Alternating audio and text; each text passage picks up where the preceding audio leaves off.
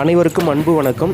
இப்போ நான் பார்க்க போகிற கோவில், நீங்கள் பார்த்துக்கிட்டு இருக்க கோவில் ஒரு சிறப்பு வாய்ந்த வரலாற்று சிறப்புமிக்க ஒரு ஸ்தலம் தான் நம்ம பார்க்க போகிறது. இந்த கோவிலானது இப்போ ஒரு வழிபாட்டு தலமாக இல்லை. ஆனால் இந்த நார்த்தாமலைங்கிறது பார்த்திங்கன்னா இப்போ ஒரு சாதாரண ஒரு ஊர், சாதாரண ஒரு கிராமமாக கூட தெரியலாம். ஆனால் பல நூற்றாண்டுக்கு முன்னாடி பார்த்திங்கன்னா இது ஒரு மிகப்பெரிய ஒரு வணிக ஸ்தலமாக இருந்திருக்கு. பார்த்திங்கன்னா பல்லவ மன்னர்கள் இருந்து, ஏன்னா புதுக்கோட்டையை பொறுத்த வரைக்கும் நிறைய குடைவரை கோயில்கள் அதிகமாக இருக்கும். குடைவரை கோயில்கள் அதிகமாக இருந்தாலே அங்கே பல்லவ மன்னர்கள் அதிகமாக இருந்திருப்பாங்க. இந்த கோயிலானது பார்த்திங்கன்னா ஒரு பல்லவ மன்னனால் கட்டப்பட்டது அப்படின்னு சொல்கிறாங்க. அதுக்கப்புறம் பார்த்திங்கன்னா சோழ மன்னர்களான விஜயாலய சோழனால் கட்டப்பட்டது அப்படின்னு சொல்லிக்கிறாங்க. வரலாற்றில் இந்த விஷயங்கள் பதியப்பட்டிருக்கு.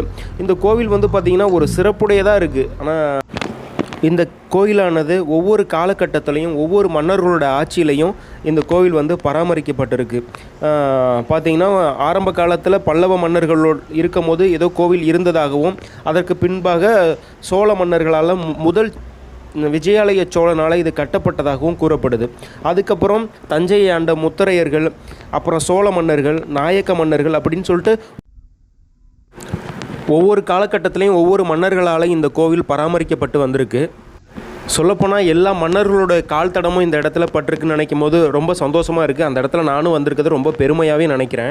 முக்கியமான விஷயம் என்னன்னு சொல்லியிருக்காங்கன்னு பார்த்தீங்கன்னா, வரலாறில் பார்த்திங்கன்னா தஞ்சை மாவட்டத்தில் எந்த ஒரு பாறைகளும் எந்த ஒரு மலைகளுமே இல்லைங்கிறது நமக்கு தெரிஞ்ச விஷயம்.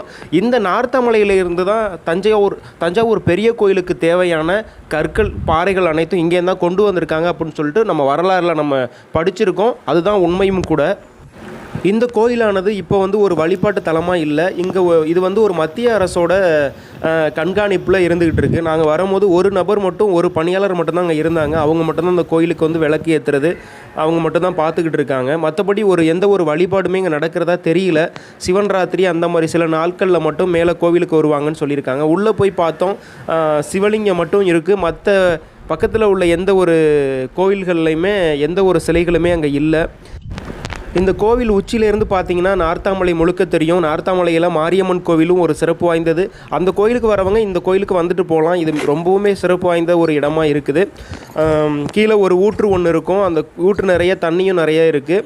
அதே மாதிரி மலை உச்சிலையும் ஒரு ஊற்று இருக்குது. நீங்கள் வந்தீங்கன்னா பார்க்கலாம். அந்த வீடியோ பிடிச்சிருந்துச்சுன்னா லைக் பண்ணுங்கள், ஷேர் பண்ணுங்கள், சப்ஸ்கிரைப் பண்ணாதவங்க சப்ஸ்கிரைப் பண்ணுங்கள். தேங்க்யூ.